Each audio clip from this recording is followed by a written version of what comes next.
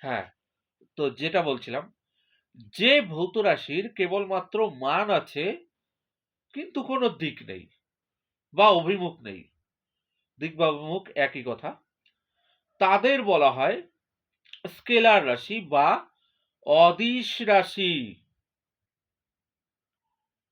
কি সেগুলো?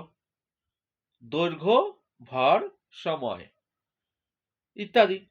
এগুলোর কোনো কি নেই, দিক বা অভিমুখ নেই, তাই এরা স্কেলার রাশি। এবার আরেকটা রাশি আছে যাকে বলা হয় ভেক্টর রাশি। ভেক্টর রাশি বা সদিশ রাশি। তাহলে ভেক্টর রাশির সংজ্ঞা কি দাঁড়াবে?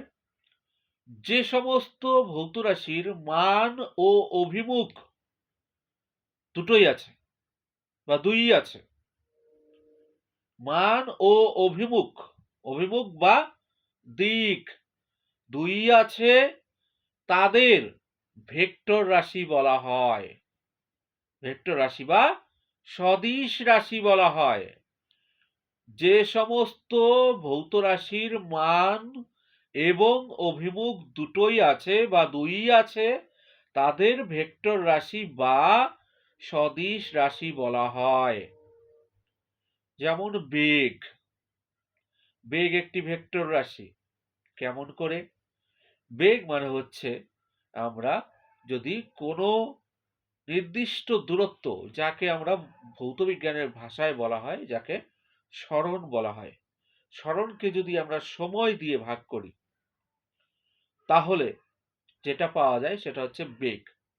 তাহলে এই বেগটার ক্ষেত্রে দেখো, বেগের সংজ্ঞার ক্ষেত্রেই তুমি যদি বেগ কাকে বলে তাহলেই বুঝতে পারবে যে কোনো নির্দিষ্ট দিকে সময়ের সাপেক্ষে সরণের হারকে বলা হয় বেগ বা গতিবেগ। তাহলে নির্দিষ্ট দিকটা কিন্তু থাকছে, বেগের ক্ষেত্রে নির্দিষ্ট দিকটা থাকছে। এই ক্ষেত্রে আমরা একটা মান পাচ্ছি এবং একটা দিক আমাকে মেনশন করতে হচ্ছে। তাহলে এটা হচ্ছে একটা ভেক্টর রাশি বা সদিশ রাশির উদাহরণ। আচ্ছা বেশ, তোমরা স্কেলার এবং ভেক্টর রাশি খুব ভালো মতো বুঝতে পেরেছো আশা করা যায়। এবার এই দুটো রাশির মধ্যে পার্থক্য করতে হবে। যতটুকু আলোচনা করেছি ততটুকু আলোচনা থেকে তোমরা দুটো পার্থক্য তো বানিয়ে ফেলতে পারো 2 নম্বরের জন্য। প্রথমে সংজ্ঞাটা লিখে দিবে যে যে সমস্ত ভৌত রাশির মান আছে, অভিমুখ নেই, তাদের বলা হয় স্কেলার রাশি। আর এখানে ভেক্টর রাশিতে লিখবে যে সমস্ত ভৌত রাশির মান ও অভিমুখ দুই আছে, তাদের বলা হয় ভেক্টর রাশি। তারপর 2 নম্বরে কি লিখবে? স্কেলার রাশির যোগ বিয়োগ সাধারণ বীজগণিতের নিয়ম অনুসারে করা যায়। যেমন 5 আর 5 যোগ করলে কত হচ্ছে? 10 হচ্ছে, তাই তো? আর ভেক্টর রাশির ওখানে লিখবে ভেক্টর রাশির যোগ বিয়োগ সাধারণ বীজগণিতের নিয়ম অনুসারে করা যায় না, ভেক্টর বীজগণিতের নিয়ম অনুসারে করতে হয়। তাহলে এই বিষয়টা একটু বুঝে নেওয়া যাক। যেমন সাধারণ বীজগণিত স্কেলার রাশির ক্ষেত্রে কি 5 আর 5 যোগ করলে 10 হচ্ছে। ভেক্টর বীজগণিতের ক্ষেত্রে তোমার 5 আর 5 যোগ করলে 10 হতেও পারে, নাও হতে পারে। কত হতে পারে?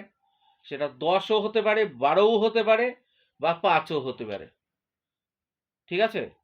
বড় হয়ে উঁচু ক্লাসে যখন ভেক্টর নিয়ে পড়াশোনা করবে তখন কিন্তু তোমরা বুঝতে পারবে যে কেমন করে এটা হয়।